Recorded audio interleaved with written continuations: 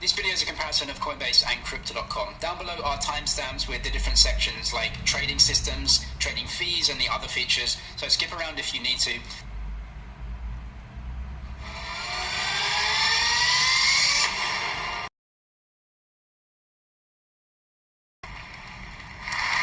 All right, ladies and gentlemen, for the main event. Next up, we have the founder and executive chairman of the first ever publicly traded company that went 100% on a Bitcoin standard. Got rid of all their dirty fiat that was just loose. Do you think there's an upper limit to I thought that wasn't fair to have consciousness and to know that we're a company that went 100% on a Bitcoin standard, got rid of all their dirty fiat that was just losing value and put it in to the hottest money we've ever seen. And let me tell you about him. He's not just an executive chairman and founder and all this. In 2022, I arranged a Bitcoin pleb party in Los Angeles. And then a few days later, I met him at an after party of the conference, and I just jokingly asked him why he didn't show up. And guess what? The second one I organized, which was last year in Miami, one of the first guests to show up was our next guest, who came and hung out with the plebs. So please, welcome to the stage, Giga Chat, Giga Cyber Hornet, Giga Pleb, the man who never sells, Michael Saylor!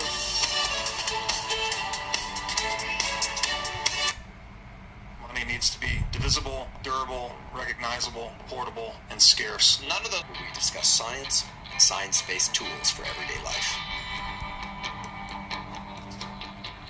I'm Andrew Huberman, and I'm a professor of neurobiology and ophthalmology at Stanford School of Medicine. Today, my guest is Dr. David Sinclair, professor of genetics at Harvard Medical School and co-director of the Paul F. Glenn Center for the Biology of Aging. Dr. Sinclair's work is focused on why we age and how to slow or reverse the effects of aging by focusing on the cellular and molecular pathways that exist in all cells of the body and that progress those cells over time from young cells to old cells. By elucidating the biology of cellular maturation and aging, Dr. Sinclair's group has figured out intervention points by which any of us, indeed all of us, can slow or reverse the effects of aging. What is unique about his work is that it focuses on behavioral interventions, nutritional interventions, as well as supplementation and prescription drug interventions that can help us all age more slowly and reverse the effects of aging in all tissues of the body. Dr. Sinclair holds a unique and revolutionary view of the aging process, which is that aging is not the normal and natural consequence that we all will suffer, but rather that aging is a disease that can be slowed or halted. Dr. Sinclair continually publishes original research articles in the most prestigious and competitive scientific journals. In addition to that, he's published a popular book that was a New York Times bestseller. The title of that book is Lifespan: Why We Age, in public-facing efforts to educate people on the biology of aging and slowing the aging process. Dr. Sinclair and I share a mutual interest and excitement in public education about science. And So I'm thrilled to share with you that we've partnered, and Dr. David Sinclair is going to be launching the Lifespan podcast, which is all about the biology of aging and tools to intervene in the aging process. That podcast will launch Wednesday, January 5th. You can find it at the link in the show notes to this episode today. As well, you can subscribe to that podcast on YouTube, Apple, or Spotify, or anywhere that you get your podcasts. Again, the Lifespan podcast featuring Dr. David Sinclair begins Wednesday, January 5th, 2022. Be sure to check it out. You're going to learn a tremendous amount of information, and you're going to learn both the mechanistic science behind aging, the mechanistic science behind reversing the aging process, and practical tools that you can apply in your everyday life. In today's episode, Dr. Sinclair and I talk about the biology of aging and tools to intervene in that process. And so you might view today's episode as a primer for the Lifespan podcast, because we delve deep into the behavioral tools, nutritional aspects, supplementation aspects of the biology of aging. We also talk about David's important discoveries of the sirtuins, particular molecular components that influence what is called the epigenome. And if you don't know what the epigenome is, you will soon learn in today's episode. Coming away from today's episode, you will have in-depth knowledge about the biology of aging at the cellular, molecular, and what we call the circuit level, meaning how the different organs and tissues of the bodies age independently and how they influence the aging of each other. Today's episode gets into discussion about many aspects of aging and tools to combat aging that have not been discussed on any other podcast or in the book Lifespan. Before we begin, I'd like to emphasize that this podcast is separate from my teaching and research roles at Stanford. It is, however, part of my desire and effort to bring zero cost to consumer information about science and science-related tools to the general public. In keeping with that theme, I'd like to thank the sponsors of today's podcast. Our first sponsor is Roka. Roka makes eyeglasses and sunglasses that are of the absolute highest quality. I've spent a lifetime working on the visual system. I can tell you that the visual system has to contend with a number of different challenges, such as when you move from a bright area outside to an area where there are shadows, you have to adjust a number of things in your visual system so that you can still see things clearly. One problem with a lot of eyeglasses and sunglasses is they don't take that biological feature into account, and you have to take off your glasses and put them back on depending on how bright or dim a given environment is. With Roka eyeglasses and sunglasses, you always see things with the utmost clarity. In addition, they're very lightweight and they won't slip off your face. In fact, they were designed to be worn while biking or running and in various activities, but they also have a terrific aesthetic, so you could wear them to dinner or work. I wear readers at night, and when I drive, and I wear the sunglasses for most of the day. If you'd like to try Roka sunglasses or eyeglasses, you can go to roka.com, that's ROKA.com, and enter the code Huberman to save 20% off your first order. Again, that's Roka, ROKA.com, and enter the code Huberman at checkout. Today's episode is also brought to us by Inside Tracker. Inside Tracker is a personalized nutrition platform that analyzes data from your blood and DNA to help you better understand your body and help you reach your health goals. I've long been a believer in getting regular blood work done for the simple reason that many of the factors that impact your immediate and long-term health can only be assessed from a quality blood test. And now, with the advent of modern DNA tests, you can also get a clear picture of what your biological age is and compare that to your chronological age. And obviously, your biological age is the important one because it predicts how long you will live, and it's the one that you can control. The great thing about Inside Tracker is that compared to a lot of other DNA tests and blood tests out there, is that with Inside Tracker, you don't just get your numbers back at the levels of various hormones, metabolic factors, blood lipids, etc., but it also offers clear directives to lifestyle factors, nutritional factors, and supplementation that you can use in order to get the numbers into the ranges that are best for you and for your health. If you'd like to try Inside Tracker, you can go to insidetracker.com/Huberman to get 25% off any of Inside Tracker's plans. Just use the code Huberman at checkout. Again, that's insidetracker.com/Huberman to get 25% off any of Inside Tracker's plans. Today's episode is also brought to us by Magic Spoon. Magic Spoon is a zero-sugar, grain-free, keto-friendly cereal. I don't follow a strictly ketogenic diet. What works best for me is to eat according to my desire to be alert at certain times of day and to be sleepy at other times of day. So for me, that means fasting until about 11 a.m. or 12 noon most days, and then my lunch is typically a low-carb, keto-ish lunch, maybe a small piece of grass-fed meat, some salad, something of that sort. And then in the afternoon, I might have a snack that's also keto-ish. And then at night is when I eat my carbohydrates, which for me helps me with the transition to sleep and allows me to get great deep sleep. That's what works for me. What that means is that in the afternoon, I'm craving a snack, and the snack for me is Magic Spoon. What I do lately is I put in some Bulgarian yogurt. Sometimes I just eat it straight. Each serving of Magic Spoon has 0 grams of sugar, 13 to 14 grams of protein, and only 4 grams of carbohydrates in each serving. So it really matches that low-carb, keto-ish approach. There's only 140 calories per serving, and they have a variety of flavors: cocoa, fruity, peanut butter, frosted. I particularly like frosted because it tastes like donuts. I try not to eat donuts, but I do love the frosted. And as I mentioned before, I lately mix it with yogurt, put a little cinnamon on there. I'm getting hungry just talking about it now. If you want to try Magic Spoon, you can go to magicspoon.com/Huberman to grab a variety pack. Use the promo code Huberman at checkout to get $5 off your order. Again, that's magicspoon.com/Huberman and use the code Huberman to get $5 off. And now, my conversation with Dr. David Sinclair. Thank you for coming. Thanks for having me here. It's good to see you. This is mate, by the way. We're toasting at 11 a.m.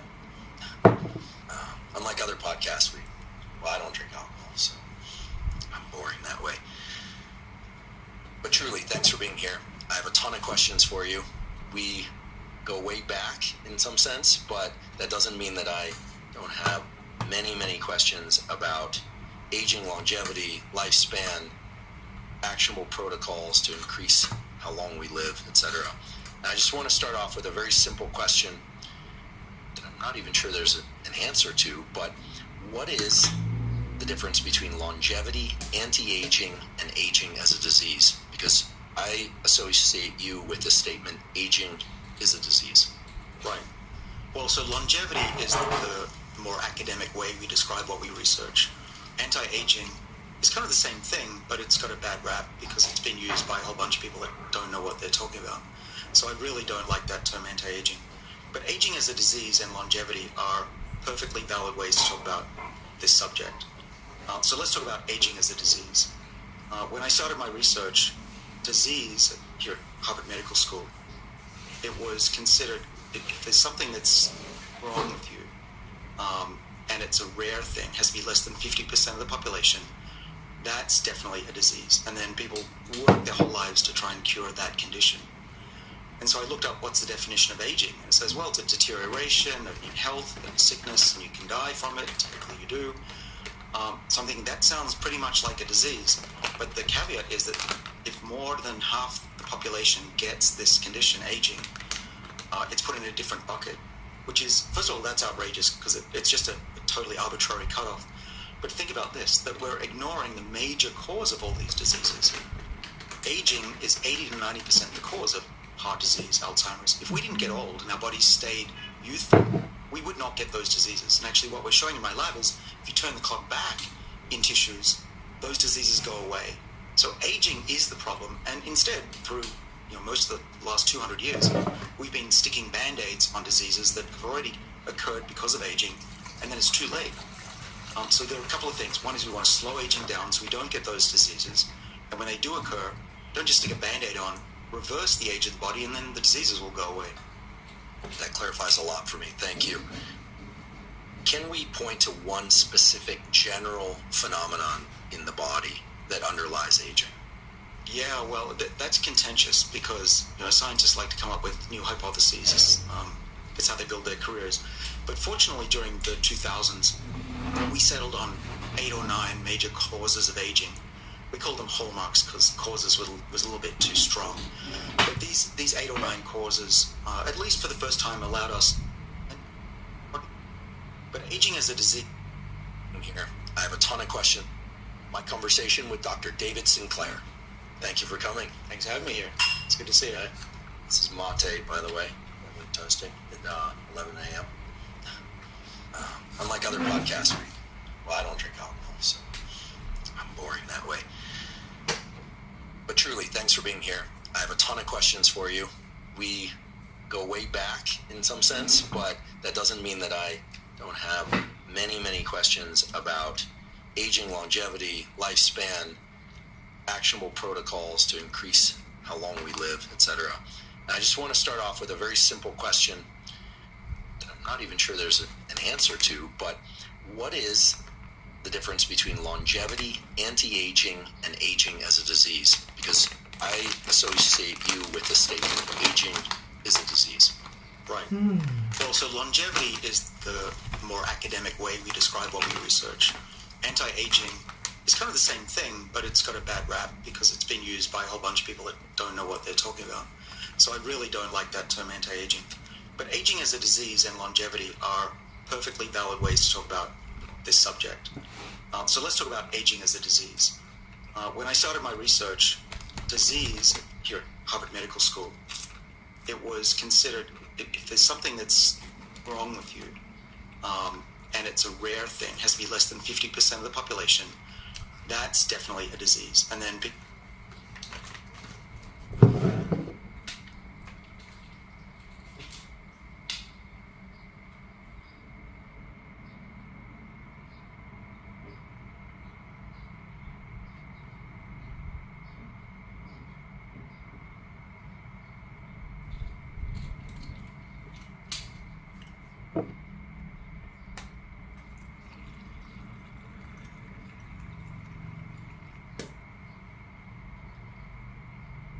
ใช่กินที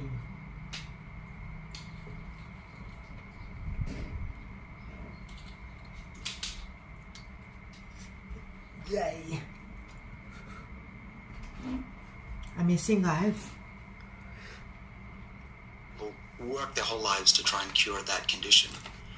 And so I looked up what's the definition of aging. And it says, well, it's a deterioration in health and sickness, and you can die from it. Typically you do.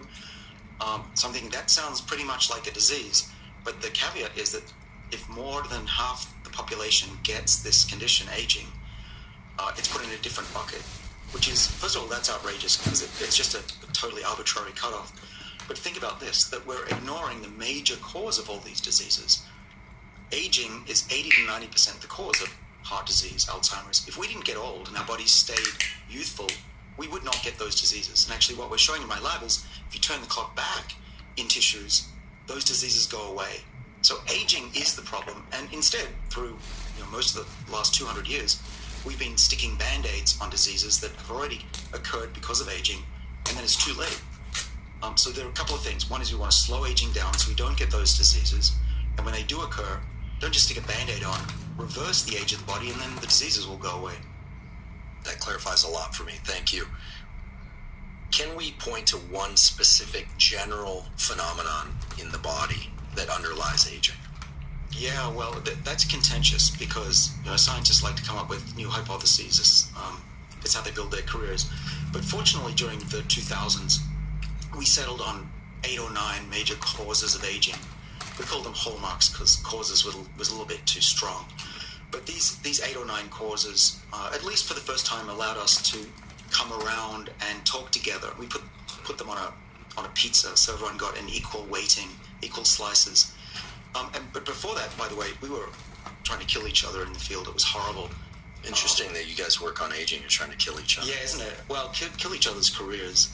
I mean, I like to think I was fairly generous, but I was one of the kids. And the old guard really didn't like the new guard. We just came along in the 1990s and said, free radicals don't do much. There were actually genes called longevity genes, and that caused a whole ruckus. And there was this competition for what never happened, which was a Nobel Prize for this. And it just led to a lot of competition. I would go to meetings, and people would shout at each other and just backstab. It was horrible. But then, fortunately, in the 2000s, we rallied around this new map of aging with these causes or hallmarks. But I think that there's one slice of the pizza that is way larger than the others, and we can get to that. But that's the information in the cell that we call the epigenome. Well, tell us a little bit more about the epigenome. Frame it for us, if you will, and then we'll get into ways that one can adjust the epigenome in positive ways. Yeah, so in science, what I like to do, a reductionist, is to boil it down, and I actually ended up boiling aging down to an equation, which is the loss of information due to entropy. It's a hard thing to overcome the second law of thermodynamics, that's fair. But this equation really represents the fact that I think aging is a loss of information in the same way that when you Xerox something 1,000 times, you'll lose that information, or you try to copy a cassette tape, or even if you send information across the internet, some of it will get lost. That's what I think is aging. And there are 2 types of information in the body. There is the genetic information, which is digital, A, T, C, G, the chemical letters of DNA.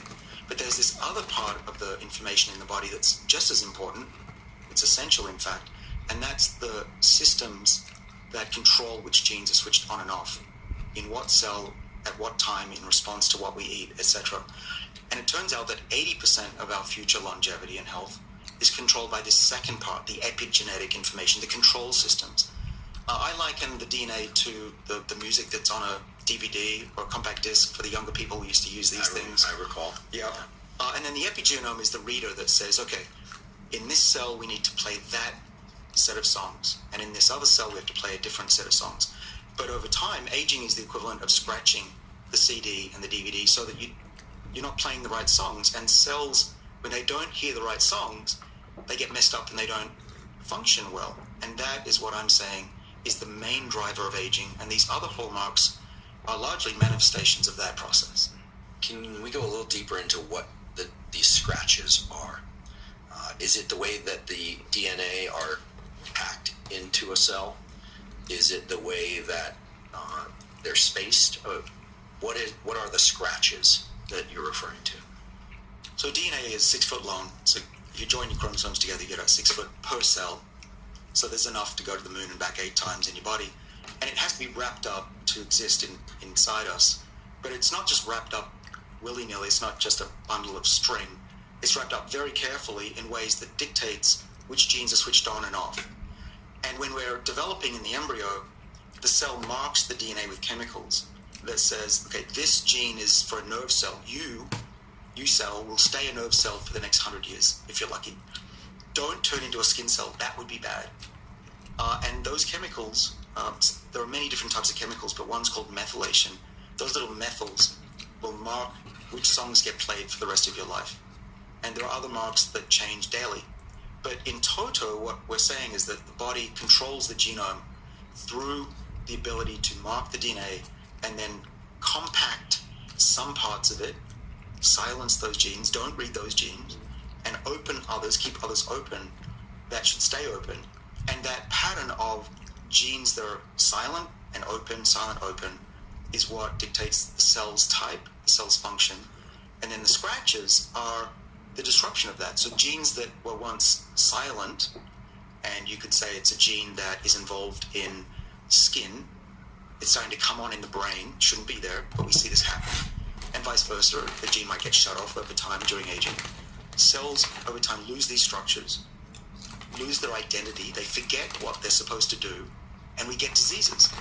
We call that aging. And we can measure that. In fact, we can measure it in such a way that we can predict when somebody's going to die based on the changes in those chemicals.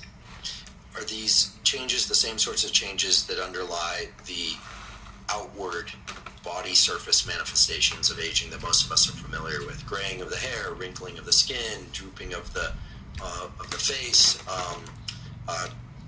Walking around New York lately, it's amazing to me. There are certain people that seem to walk looking down at the sidewalk because their spine is essentially in a C shape, right? A hallmark, if you will, of aging that most of us are familiar with. Are these same sorts of DNA scratches associated with that, or are we talking about people that are potentially are going to look older but simply live longer? Well, it's actually, you are as old as you look, if you want to generalize. So let's start with centenarian families. These are families that tend to live over 100. When they're 70, they still look 50 or less. So it is a good indicator. It's not perfect because you can, like me, grow up in Australia and accelerate the aging of your skin. But in general, how you look. No one's ever died from gray hair, but overall you can get a sense just from the ability of skin to hold itself up, how thin it is, the number of wrinkles. That is actually, it was a great paper just came out that said that an AI system looking at the face could very accurately predict someone's age. Very interesting.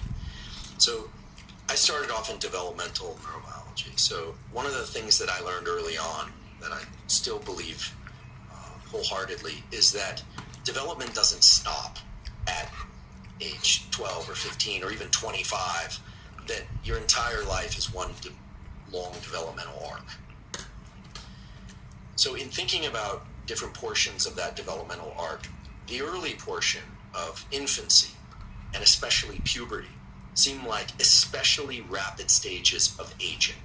And I know we normally look at babies and children and kids in puberty and we think, oh, they're so vital, they're so young.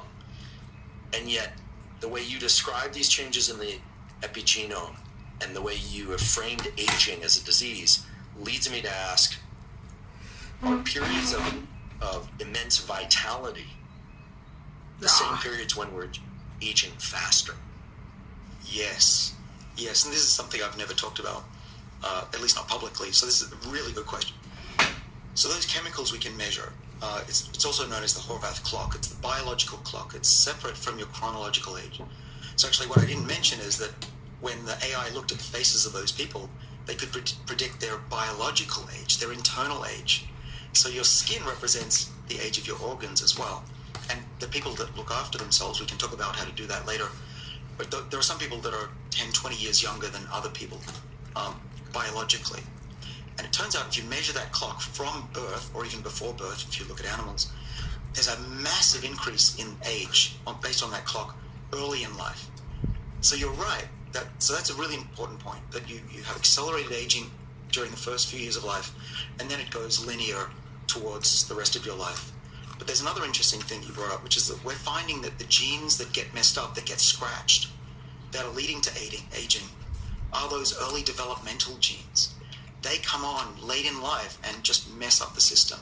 And they seem to be particularly susceptible to those scratches. So what's causing the scratches? Well, we know of a couple of things in my lab we figured out. One is broken chromosomes, DNA damage, particularly cuts to the DNA breaks. So if you have an X-ray or a cosmic ray, or even if you go out in the sun and you'll get your broken chromosomes, that accelerates the unwinding of those beautiful DNA loops that I mentioned. We can actually do this to a mouse. We can accelerate that process, and we get an old mouse, 50% older, and it has this bent spine, kyphosis, it has gray hair, its organs are old. So we now can control aging in the forwards direction.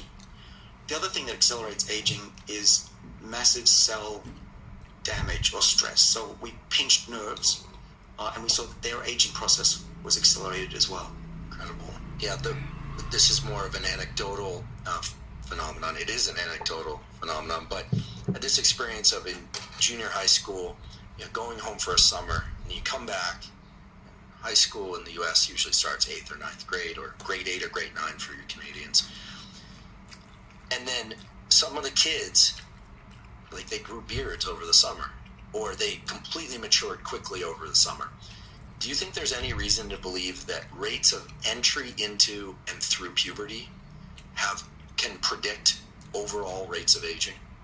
In other words, if a kid is a slow burner, right? They basically acquire the traits of puberty slowly over many years. Can we make some course prediction that they are going to live a long time versus a kid that goes home for the summer and comes back a completely different organism, or appearing to be a completely different organism? Like, they basically age very quickly in the summer. Does that mean they're aging very quickly overall? Well, yeah, I don't want to scare anybody. Sure. There are studies that show that the slower you take to develop, it also is predictive of having a longer, healthier life. And it may have something to do with growth hormone. We know that growth hormone is pro-aging. Anyone who's taken growth hormone, pay attention. We know Just look at someone who's taking growth hormone. Yeah. They often will acquire these characteristics of vitality, like improved smoothness of skin, but, yeah, sure. but their whole body shape changes. Yeah, I mean, you'll feel better for a short amount of time. You'll build up muscle, you feel great, but it's like burning your candle at both ends. Ultimately, if you want to live longer, you want less of that. And the animals that have been generated, and mutants that have low growth hormone, sometimes these are dwarfs, they live the longest by far. A guy in my lab, Michael Bonkowski, he had the longest lived mouse. A mouse typically lives about 2 and a bit years. He had a mouse that lived 5 years, and he gave it caloric restrictions for fasting, combined with one of these dwarf mutations, low growth hormone. I think he called it Yoda. But this is, you look at who lives the longest, it's the really small people. This is a bit anecdotal, but it sounds like it might be true, is that the people who played the Munchkins in The Wizard of Oz, many of them went on to live into their 90s and beyond. Really? Yeah. Huh. Amazing. And there are some Laurent dwarfs as well. There are dwarf mutations in South America, and they seem to be protected against many of the diseases of aging. You barely ever see heart disease or cancer in these families. So having owned a very large dog breed, a bulldog mastiff, who lived a long life for a bulldog, 11 years, but there are many dogs that will live 12, 16 years that are smaller dogs. Can we say that there's a direct relationship between body size and longevity, or duration of life? Well, there is, but that doesn't mean that you're a slave to your early epigenome, nor to your genome. The good news is that the epigenome can change. Those loops and structures can be modified by how you live your life. And so if you're born tall, and I wasn't, and I wished at the time I did grow, but no matter what size you are, you can have a bigger impact on your life than anything your genes give you. 80% is epigenetic, not genetic. So let's talk about some of the things that people can do. And I've kind of batched these into categories rather than just diving right into actionable protocols. So the first one relates to food, blood sugar, insulin. This is something I hear a lot about, that fasting is good for us, but rarely do I hear why it's good for us. One of the reasons I'm excited to talk to you today is because I want to drill into the details of this, because I think understanding the mechanism will allow people to make better choices, and not simply to just decide whether or not they're going to fast or not fast, or how long they're going to fast. I think should be dictated by some understanding of the mechanism. So why is it that having elevated blood sugar, glucose, and insulin ages us more quickly? And or why is it that having periods of time each day, or perhaps longer, can extend our lifespan? Well, let's start with what I think was a big mistake, was the idea that people should never be hungry. We live in a world now where there's at least 3 meals a day, and then we've got companies selling bars and snacks in between. So the feeling of hunger, some people never experience hunger in their whole lives. It's really, really bad for them. 3 meals a day. And then we've got companies selling bars and snacks in between. So the feeling of hunger, some people never experience hunger in their whole lives. It's really, really bad for them. It was based, I believe, on the 20th century view that you don't want to stress out the pancreas, and you try to keep insulin levels pretty steady, and not have this fluctuation. What we actually found, my colleagues and I, across this field of longevity, is that when you look at, first of all, animals, whether it's a dog or a mouse or a monkey, the ones that live the longest, by far, 30% longer, and stay healthy, are the ones that don't eat all the time. Actually, it was first discovered back in the early 20th century, but people ignored it. And then it was rediscovered in the 1930s. Clive McKay did caloric restriction. He put cellulose in the food of rats so they couldn't get as many calories even though they ate. And those rats lived 30% longer. But then it went away, and then it came back in the 2000s in a big way when a couple of things happened. One is that my lab and others showed that there are longevity genes in the body that come on and protect us from aging and disease. The group of genes that I work on are called sirtuins. There's 7 of them. And we showed in 2005 in a science paper that if you have low levels of insulin and another molecule called insulin-like growth factor, those low levels turn on the longevity genes. One of them that's really important is called SIRT1. But by having high levels of insulin all day, being fed means your longevity genes are not switched on. So you're falling apart. Your epigenome, your information that keeps your cells functioning over time just degrades quicker. Your clock is ticking faster by always being fed. Okay? The other thing that I think might be happening by always having food around is that in sirtuins, there's 7 of them. Now, it was rediscovered in the 1930s. Look at, first of all, animals, whether it's a dog or a mouse or a monkey, the ones that live the longest, by far, 30% longer, and stay healthy, are the ones that don't eat all the time. Actually, it was first discovered back in the early 20th century, but people ignored it. And then it was rediscovered in the 1930s. Clive McKay did caloric restriction. He put cellulose in the food of rats, so they couldn't get as many calories even though they ate, and those rats lived 30% longer. But then it went away, and then it came back in the 2000s in a big way when a couple of things happened. One is that my lab and others showed that there are longevity genes in the body that come on and protect us from aging and disease. The group of genes that I work on are called sirtuins. There's 7 of them. And we showed in 2005 in a science paper that if you have low levels of insulin and another molecule called insulin-like growth factor, those low levels turn on the longevity genes.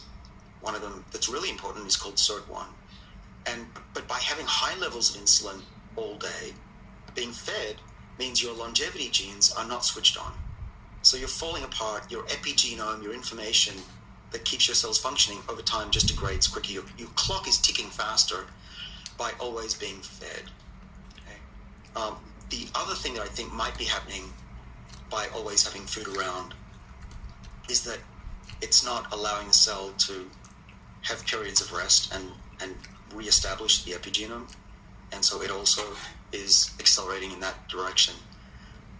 There's plenty of other reasons as well that are not as profound, such as having low levels of glucose in your body will trigger your major muscles and your brain to become more sensitive to insulin and suck the glucose out of your bloodstream, which is very good. You don't want to have glucose flowing around too much. And that will ward off type 2 diabetes. So hunger, of course, is associated with low blood glucose and low insulin. Do you think there's anything about the subjective experience of hunger itself that could be beneficial for longevity? Yeah, I do. Though you get used to the feeling of not eating, so I'm kind of screwed that way. It's like cold water. You eventually adapt. You get used to it, unfortunately. But there are some studies that are being done at the National Institutes of Health that are able to simulate the effect of hunger but still provide the calories. And it's looking like there's a small component that's due to hunger. But most of it actually is because you've got these periods of not being fed, and then the body turns on these defensive genes. There's a really interesting experiment that was published maybe a couple of years ago by Rafael De Cabo down at the NIH. What he did was he took over 10,000 mice and gave them different combinations of fat, carbohydrate, protein, and he was trying to figure out what was the best combination. And then he also cleverly had a group, well, 2 groups, one that was fed all the time, or ate as much as they wanted, and the other group was only given food for an hour a day. And it turns out they ate roughly the same amount. And then he also cleverly had a group, well, 2 groups, one that was fed all the time, or ate as much as they wanted, and the other group was only given food for an hour a day. And it turns out they ate roughly the same amount of calories, because of course in an hour they're stuffing their faces. It turns out it didn't matter what diet he gave them. It was only the group that ate within that window that lived longer, and dramatically longer. So my conclusion is, and mice are very similar to us metabolically, I think that tells us that it's not as important what you eat, it's when you eat during the day. What is the protocol that people can extrapolate from that? Or maybe I should just ask you, what is your protocol for when to eat and when to avoid food? Do you fast? Do you ever fast longer than 24 hours? What do you do, and what do you think is a good jumping off place if people want to explore this as a protocol? Well, if there's one thing I could say, I would say definitely try to skip a meal a day. That's the best thing. Does it matter which meal, or are they essentially equivalent? Well, as long as it's at the end or the beginning of the day, because then you add that to the sleep period where you're hopefully not eating. I think that's an excellent point. I realize it's a simple one, but I think it's an excellent one, because I think one of the things that people struggle with the most is knowing when and how to initiate this so-called intermittent fasting. And the middle of the day obviously is not tacked to the sleep cycle in the same way, so it's much harder as well for many people. Yeah. Well, I'll tell you what I do. I skip breakfast. I have a tiny bit of yogurt or olive oil because the supplements I have need to be dissolved in it. And then I go throughout the whole day, as I'm doing right now here with this glass of water here. I'm just keeping myself filled with liquids, and so I don't feel hungry. I have need to be dissolved in it. And then I go throughout the whole day, as I'm doing right now here with this glass of water here. I'm just keeping myself filled with liquids, and so I don't feel hungry. beware that the first 2 to 3 weeks when you try that, you will feel hungry, and you also have a habit of wanting to chew on something. There's a lot of physical parts to it.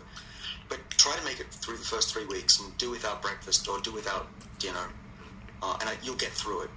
And I did that for most of my life, actually, mainly because I wasn't hungry in the morning. Some people are very hungry in the morning, and they may want to consider skipping dinner instead. But I will go throughout the whole day. I don't get the crashes of the high glucose and the low glucose. That anyone who goes, oh man, it's 3 o'clock, I'm going to need to sleep. If you do what I do, you will not experience that anymore. Because what my body does is it regulates blood sugar levels naturally. My liver is putting out glucose when it needs to, and it's very steady and gives me pure focus throughout the day. And I don't even have to think about lunch. I'm just powering through. At dinner, I love food as much as anybody, so I will eat a regular, pretty healthy meal. I'll try to eat mostly vegetables. I can eat some fish, some shrimp.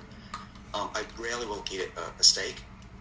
In fact, my microbiome is so adapted to my diet. Now, if I eat a steak, it will not get digested very well. I'll feel terrible. If I don't eat a steak, I feel terrible. Well, Argentine lineage. Well, we could talk about that some other time. Well, everybody's different. I mean, that's the other thing. What works for me may not be perfect for you, and we do have to measure things to know what's working. I rarely eat dessert. I gave up dessert and sugar when I turned 40. And occasionally I'll steal a bit of dessert because it doesn't hurt if you steal it, right? But other than that, I avoid sugar, which includes simple carbohydrates. Bread, I try to avoid. I've actually noticed, this is just a side note, I used to get build-up of plaque pretty easily, and every time I went to the dentist, they'd have to scrape it off, and I even bought tools to scrape it off because it was driving me nuts. I don't get plaque anymore, and I think it's because of my diet.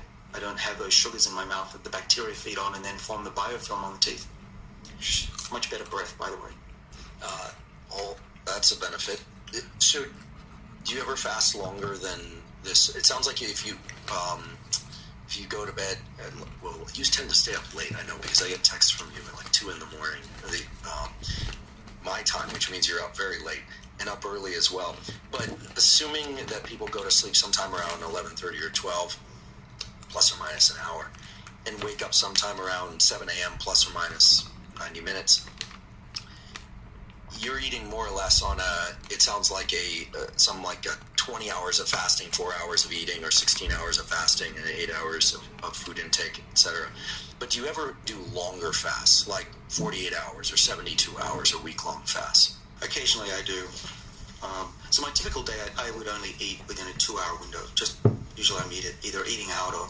So you're 22-2. Yeah, but I love... Well... And if you exercise, do you feel like then you just power through and maintain that fasted state? Absolutely. I can exercise, and now my body's so used to it, I don't feel like I need food after exercising. I used to. But have I gone longer? Yes, but not very often. I find it quite difficult to go more than 24 hours. But when I do it, maybe it's once a month, I'll go for 2 days. After 2, and actually even better if you go for 3 days without eating, it kicks in even greater longevity benefits. So there's a system called the autophagy system, which digests old and misfolded proteins in the body. And there's a natural cleansing that happens when you're hungry. Macroautophagy, its name is. But a good friend of mine, Anna Maria Cuervo at Albert Einstein College of Medicine, discovered a deep cleanse called the chaperone-mediated autophagy, which kicks in day 2, day 3, which really gets rid of the deep proteins. And what excites me is she just put out a big paper that said if you trigger this process in an old mouse, it lives 35% longer. Wow. Yeah, so it's a big deal. If I could go longer, I would, but I just find that with my lifestyle, and I'm going always day, 110%, I need to eat at least once a day, unfortunately. One more practical question, then a mechanistic question related to this. The practical question is, when you are fasting, regardless of how long, I know you're ingesting fluids like water and presumably some caffeine. I heard you had several or more espresso today, which is impressive. But are you also ingesting electrolytes? Like, I know some people get lightheaded, they start to feel shaky when they fast, and that the addition of sodium to their water or potassium, magnesium is something that's becoming a little more in vogue now. Is that something that you do or that you see a need for people to do?